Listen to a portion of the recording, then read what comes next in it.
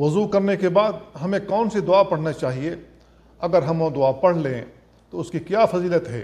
اس سلسلے میں عمر بن خطاب رضی اللہ تعالیٰ عنہ سے مروی ہے، اللہ کے نبی صلی اللہ علیہ وسلم فرماتے ہیں ما منکم من احد یتوضأ فیسبغ الوضوء، تم میں سے جو شخص وضو کرتا ہے اور اچھے طریقے سے وضو کرتا ہے، ثم یقول، پھر وہ کہتا اشہد ان لا الہ الا اللہ وحدہ لا شریک لہ واشہد ان محمدا عبدہ ورسولہ، یہ دعا پڑھتا ہے الا فتحت لہ ابواب الجنت الثمانیہ یدخل من ایہا شاء، تو اس کے لیے جنت کے 8 دروازے کھول دیے جاتے ہیں، جس دروازے سے داخل ہونا چاہے وہ داخل ہو سکتا ہے۔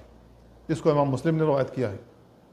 تو اس حدیث کے اندر اللہ کے نبی صلی اللہ علیہ وسلم نے کتنی بڑی فضیلت بیان فرمائی ہے، کتنی عظیم فضیلت بیان فرمائی ہے کہ جو شخص وضو کرنے کے بعد اس دعا کو پڑھ لے۔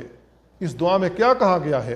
کہا گیا اشہد ان لا الہ الا اللہ، میں گواہی دیتا ہوں کہ اللہ کے علاوہ کوئی حقیقی معبود نہیں ہے، وحدہ، وہ تنہا ہے، لا شریک لہ، اس کا کوئی شریک نہیں ہے، واشہد ان محمدا عبدہ ورسولہ، میں گواہی دیتا ہوں کہ محمد صلی اللہ علیہ وسلم اللہ کے بندے اور اس کے رسول ہیں۔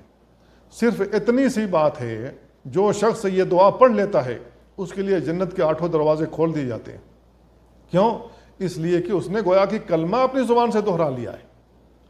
کلمے پڑھ کر کے آدمی مسلمان ہوتا ہے، اور مسلمان کے لیے جنت بنائی گئی ہے، کافروں کے لیے جہنم بنائی گئی ہے۔